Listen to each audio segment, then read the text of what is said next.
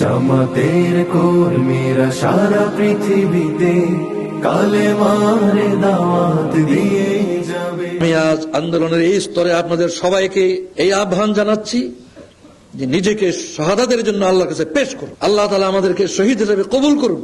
আল্লাহর দ্বীনকে আমাদের হাতে বিজয়ী করে আমাদের কাকে কাকে তিনি রক্তপাতের মাধ্যমে শহীদ করবেন, আর কাকে কাকে আল্লাহর দ্বীন কায়েমের খেদমত নিয়ে শহীদ করবেন, শহীদের দরজা কিভাবে দেবেন, এটা তার ইচ্ছা। কিন্তু আমরা শহীদের মর্যাদা চাই আল্লাহর কাছে। আপনারা জেনে রাখুন, এই জজবা নিয়ে দুনিয়ায় যারা কাজ করে আল্লাহ তাআলা তাদেরকে কখনো দুশমনদের নিকট পরাভূত করে না। তাদের মর্যাদা হলো ইয়ুক্তাল ও ইয়াগলিব। কোরআন মাজিদে দুটো পজিশন তাদের দিয়েছেন, হয় নিহত, হয় না হয় বিজয়ী, আর কোন তৃতীয় পজিশন নাই। পরাজয়ের কোনো প্রশ্ন নাই। এরপর আপনাদের খেদমতে আমি আরজ করতে চাই যে যারা এই জজবা নিয়ে আল্লাহর দ্বীনকে বিজয়ী করার জন্য নিজেদেরকে পেশ করে দেয়, আল্লাহ তাআলা তাদেরকে হামেশা সাহায্য করতেই থাকে। সাহায্যের একটা রূপ হচ্ছে চূড়ান্ত রূপ, বিজয়ের রূপ। ইযা জাআ নাসরুল্লাহি ওয়াল ফাতহ, ওইটা সময় যখন আসবে তখন বিজয় আসবে।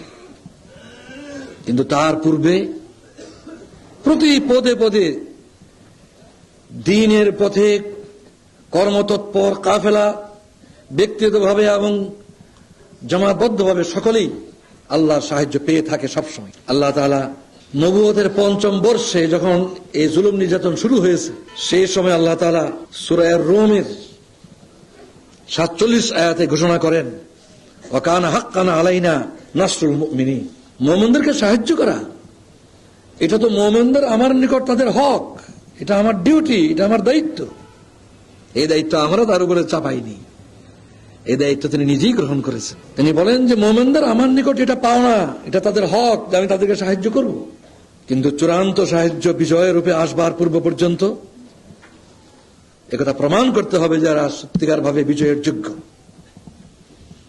এই বিষয়ে সূরা আল-আনআমের ৩৩ থেকে ৩৫ আয়াতের তাফসীর আপনারা ভালো করে একটু দেখে নেবেন, যে এখানে বলা হয়েছে ওই চূড়ান্ত বিজয় আসা পর্যন্ত কি কি দায়িত্ব পালন করতে হবে, কি করে আল্লাহর সাহায্যের যোগ্য হতে হবে, বিজয়ের যোগ্য হতে হবে, সেগুলো আল্লাহ তাআলা সেখানে বলে দিয়েছেন।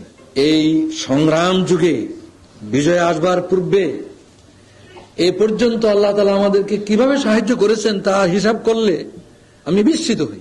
প্রতি পদে পদে আল্লাহর সাহায্য আমি এমন গভীরভাবে উপলব্ধি করছি, অনুভব করছি, যে মনে হয় যে আল্লাহ নিজে বাংলাদেশে ইসলামী আন্দোলনের জন্য কাজ করছে। কোরআনের আলোকে সমাজ বিনির্মাণে হাজার জুলুম বাধা উতরে যাবে।